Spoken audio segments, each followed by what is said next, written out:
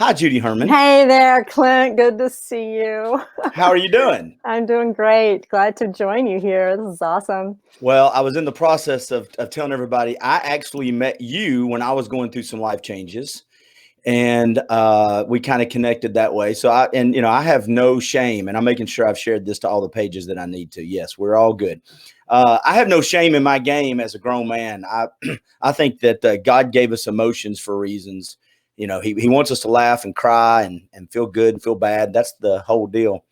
So it had been a long time since I've sat in front of another human that wasn't family and cried until I came to you.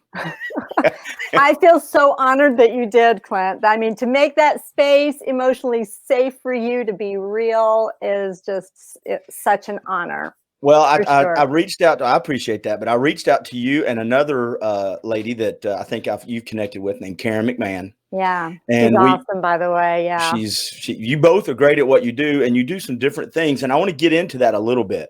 So we've progressed where I promise no snot will come out my nose today while we're talking. If you do, I got plenty of Kleenexes here. I know. I went through a box or two of them.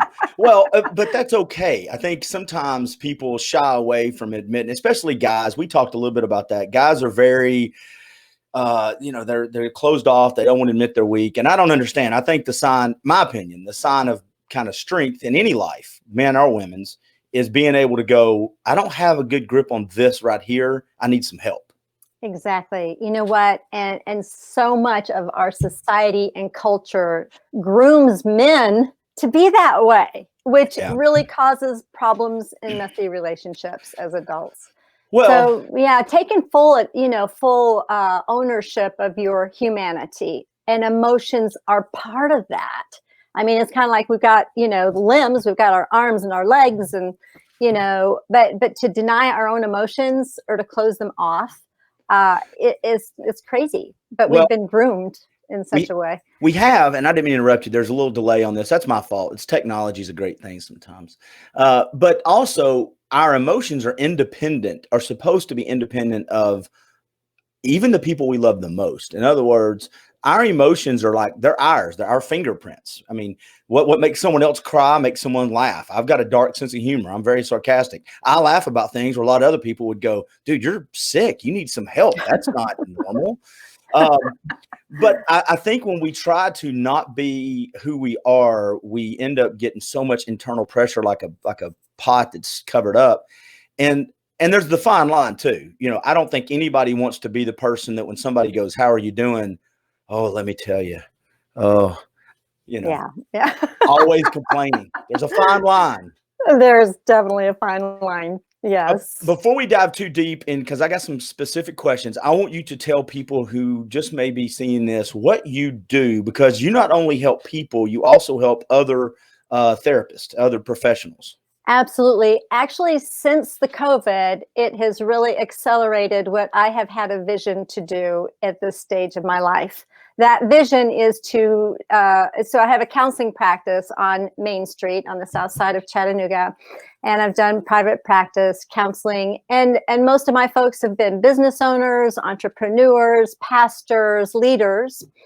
But since COVID and seeing people by way of now telemental health, I had this vision to do this anyway. So I have spent some time. I've written my book called Beyond Messy Relationships. It is my memoir. It's an intense and dramatic memoir. So I'm kind of, discovering parts of myself beyond my profession as a counselor. I love counseling. I've specialized in relationships.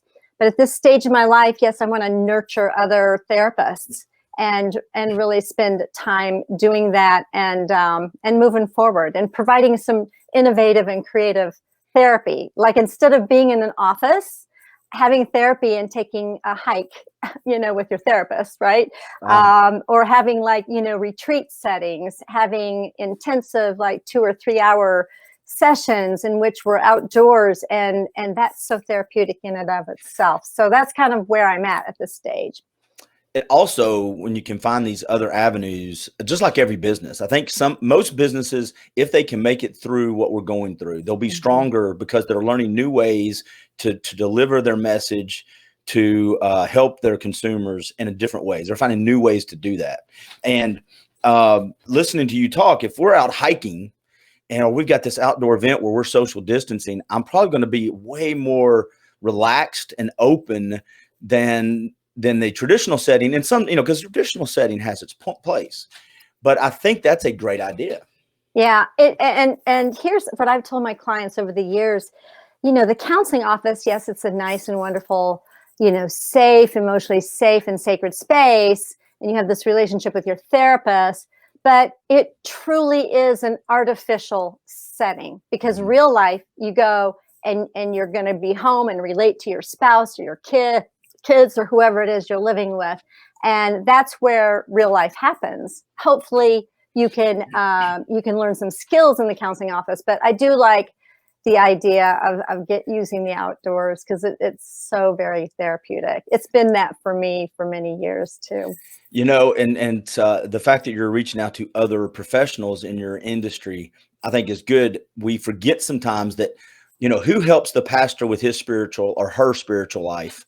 I know it's up to each individual, but it's easy to think, well, the pastor's good. The car mechanic hates working on his own car.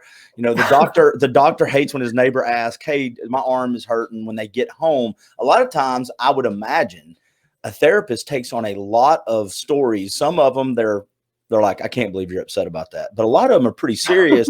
And there's got to be a way to filter that and talk about how to navigate not only the professional side, but I would assume how to compartmentalize that baggage that you're carrying. Absolutely. And, we're all human beings. We as therapists are just as human as everybody else. And we do have our stressors. We do have our messy relationships. And we deal a lot with, I think a lot of people, not just therapists, we deal with what you call imposter syndrome. Like, oh my gosh, if only they knew what was going on with me personally, they'd say, whoa, So, and that really was the case. My book is actually, it's a dramatic and intense memoir, and most therapists don't write their memoirs, but it's also therapy at the beginning of each one of the chapters. And so, but yeah, it was a really scary thing, because I thought, goodness, if my clients read this and they're going to say, and why are we seeing her as our therapist? Well, we're going to talk about your book. Yeah, I'm sorry. I'm probably jumping the gun there. No. That's the great. I told you this. These are casual conversations, but I will say, if we're talking about imposter syndrome, I think that every parent on planet Earth a good parent has experienced that. How many times have we told our kids, you don't do that? I'm telling you now. And they're like, why? Because I did it. I struggle with the same things. Just don't do it. Yeah, exactly. So let's talk about your book a little bit, Beyond Messy Relationships. And first of all, I think you have a pretty unique story. So tell everybody why you wanted to write the book. I wanted to write the book. My second husband has bipolar disorder. And I have to tell people, he did not used to be my client. We actually met through ballroom dancing. And so here I am at this stage of my life. I've had 40 years of marital experiences, 2 husbands,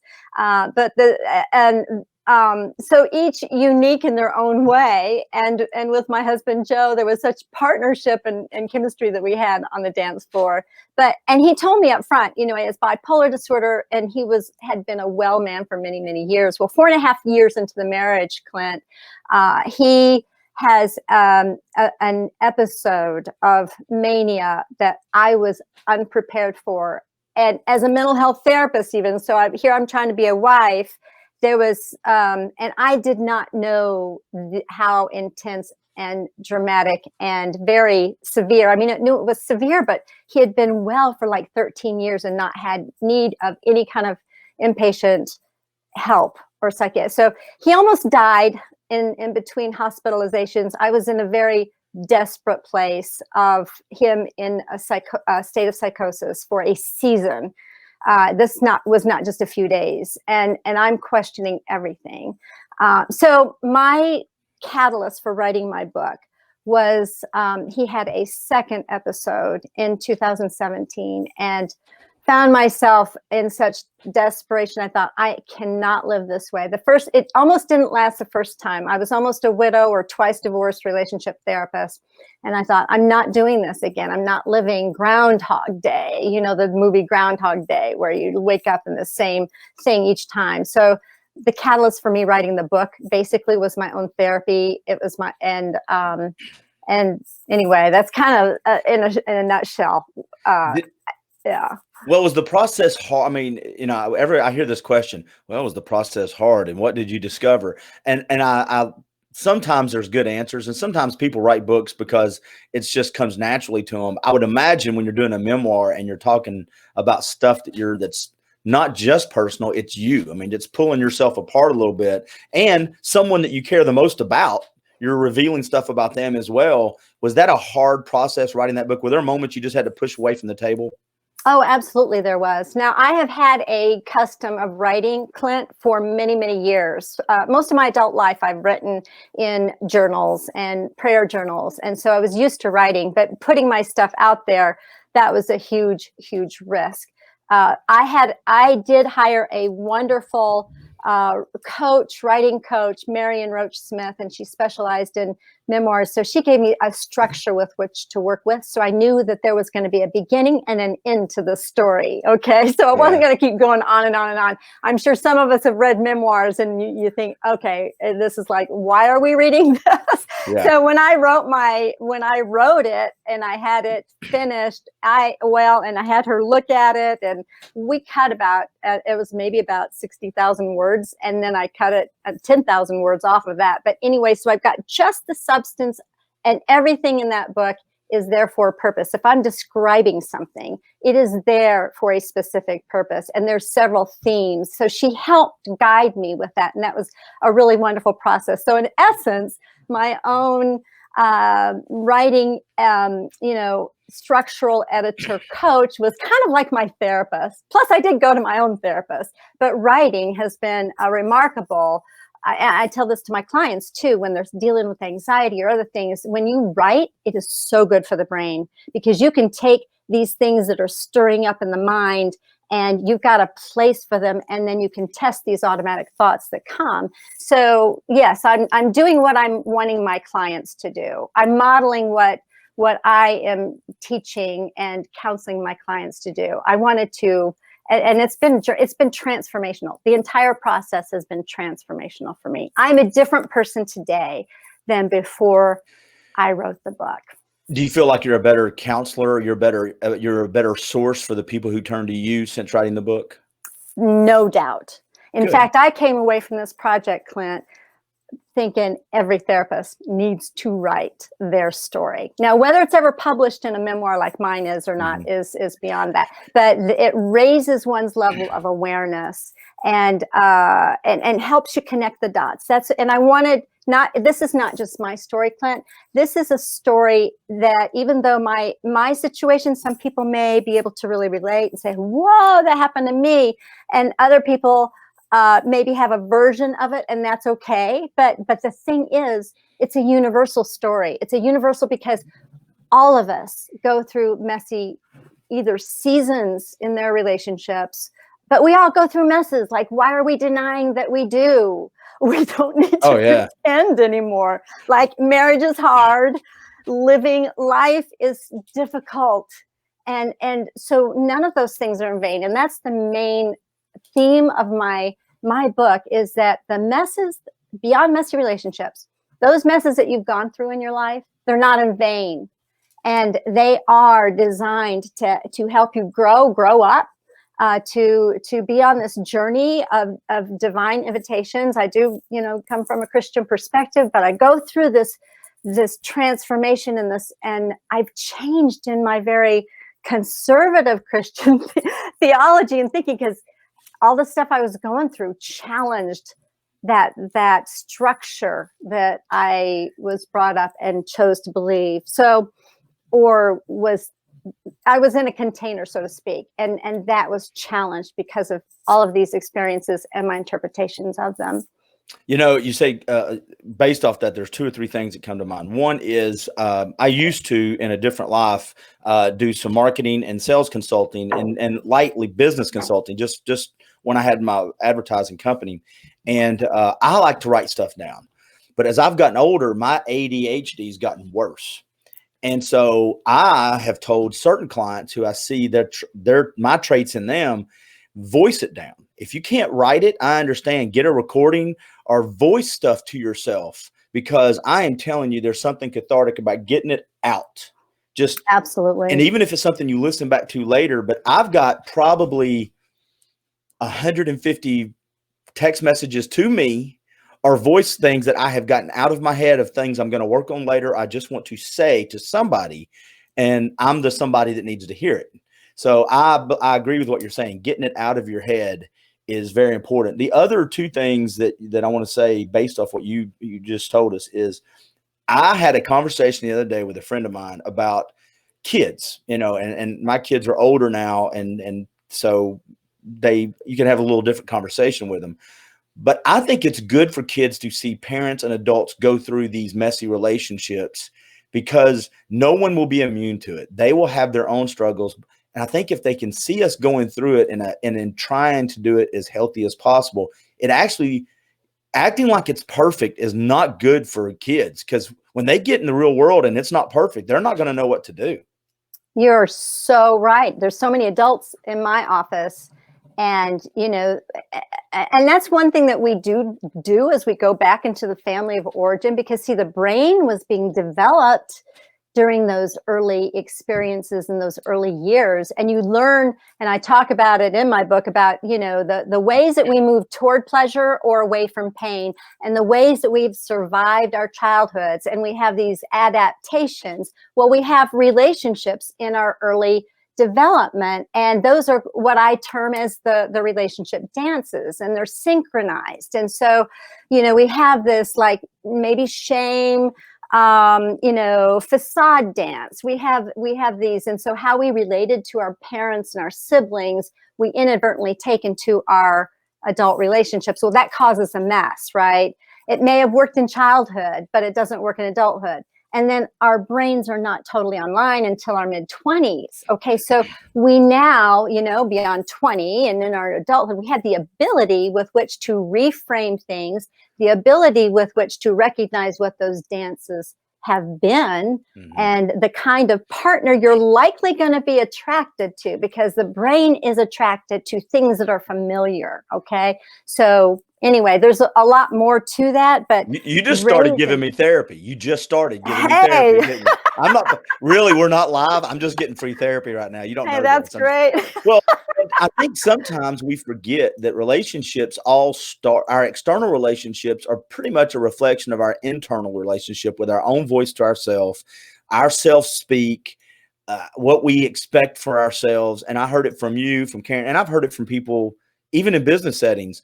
People show up how they show up. And we, a lot of times, I'm going to hold Judy really accountable to how she shows up, but I'm not going to hold myself near as accountable, because I'm a nice guy and I'm going to give myself a break. And I know I've got a good heart, but that Judy, when she acts that way, she's got bad intent. Do you see that?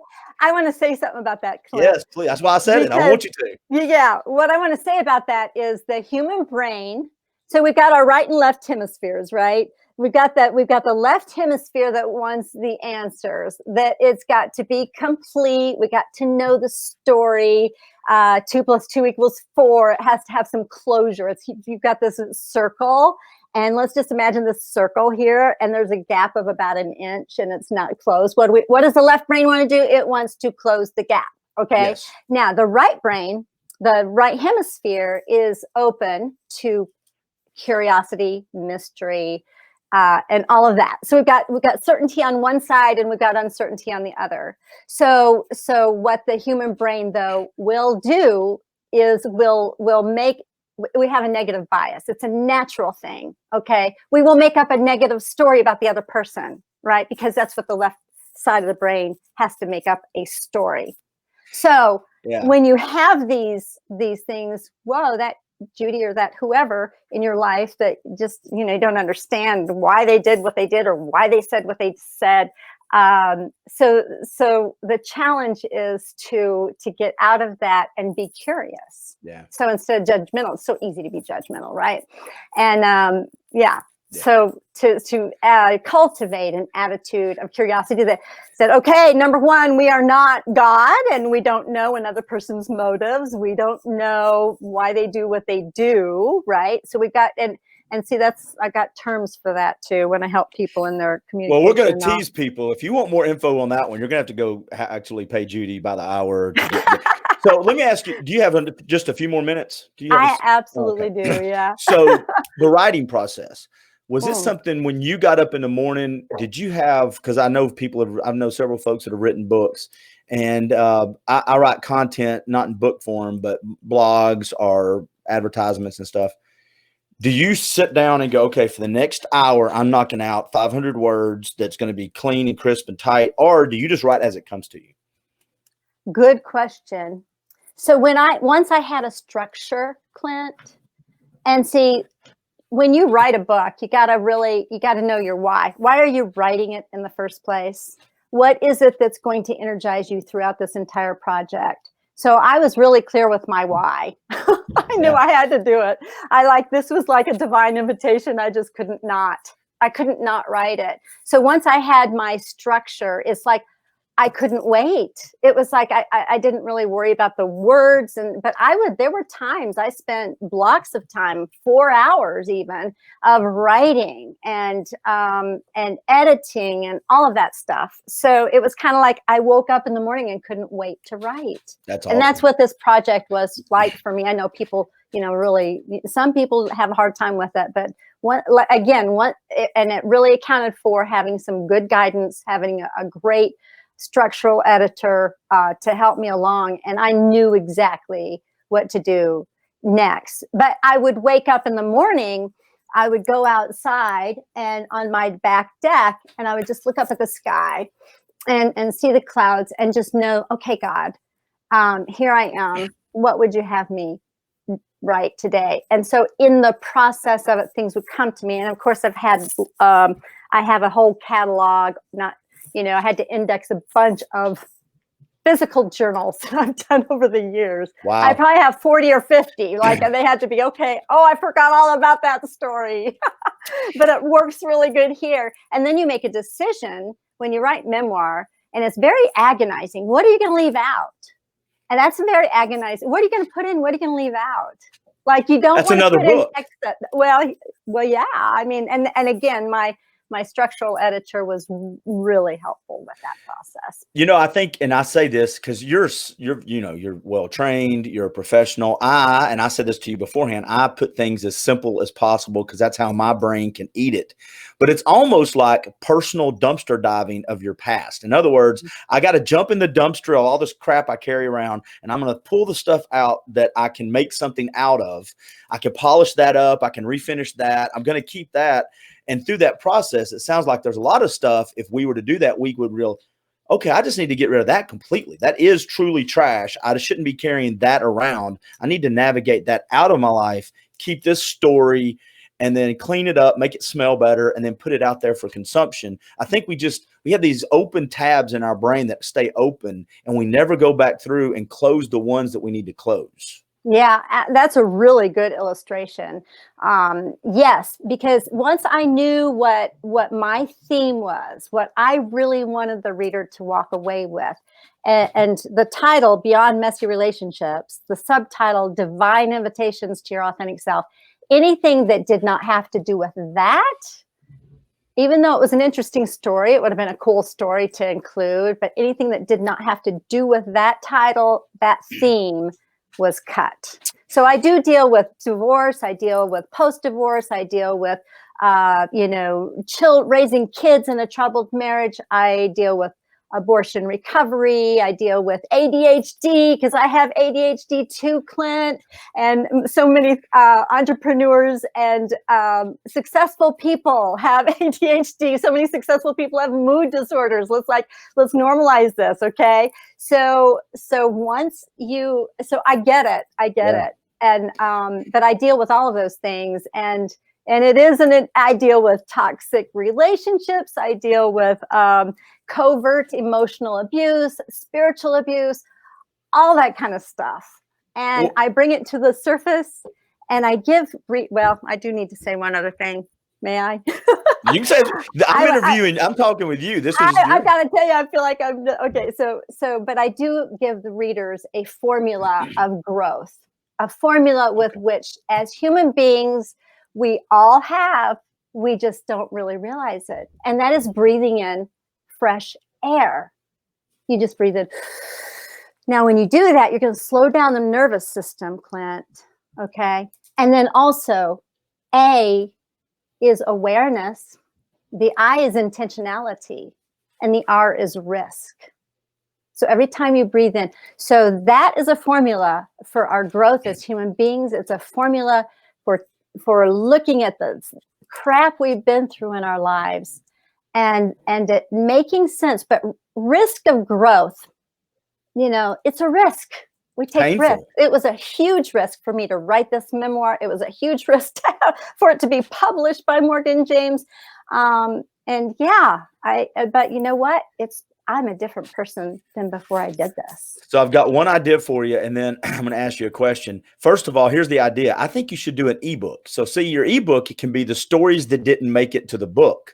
And if people sign up, there's 10 stories that didn't make it to the book, and they can sign up for your newsletter. I'm just, I like that idea. It is an ebook format, by the way. You can get it in. It is an ebook format. I got to tell you something else. Like right now, I am going through the final listening of the edits for the audio version of it. Are you voicing it? Well, here's the thing. I am showing up as the therapist at the beginning of each of the chapters. I give a very therapy blurb at the beginning of each of the chapters. And then I have a professional narrator who was able to do the different voices and the drama and the intensity part. Oh my gosh, she did such a beautiful job. Heidi Hansing. Actually, I have that video on my Facebook feed, and I also have it on my YouTube channel. So, but Heidi, I didn't know her before. She lives, I've never met her.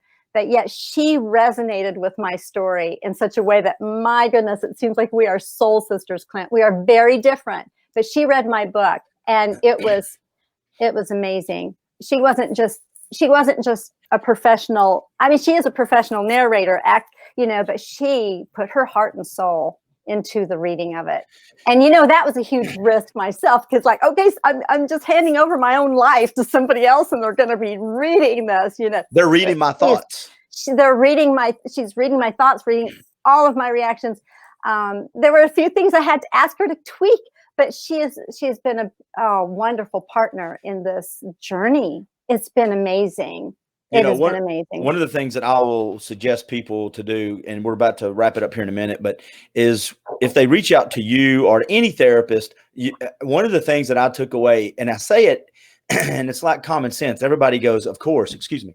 It's not COVID. I just allergies. So don't everybody. Oh, I'm so glad we're on the screen here. Sick unless it gets through the wires. I don't know how this magic works through the interwebs. But broken people love in broken ways, and we're all broken. And again, the best takeaway I had, and I struggle with this like everybody else does, is whenever I feel offended or mad or upset, and again, I fail. People are going to listen to this and go, well, he doesn't practice that all the time. Of course not. I'm a human. When I feel that way, though, I try my best to start off with, okay, I'm feeling a certain way. Is it really their fault? And if it is, I need to address it.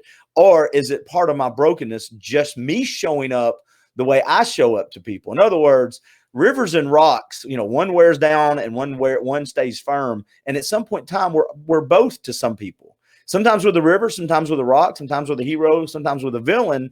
And I just think it's really good I think people should go to therapy when they're not hurt.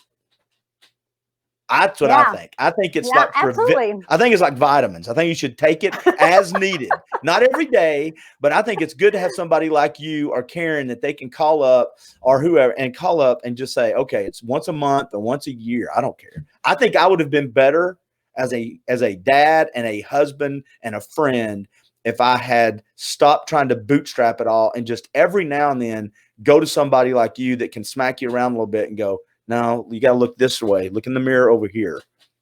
First of all, I wouldn't smack you around. Sure Second would. of all, You verbally, are you kidding me?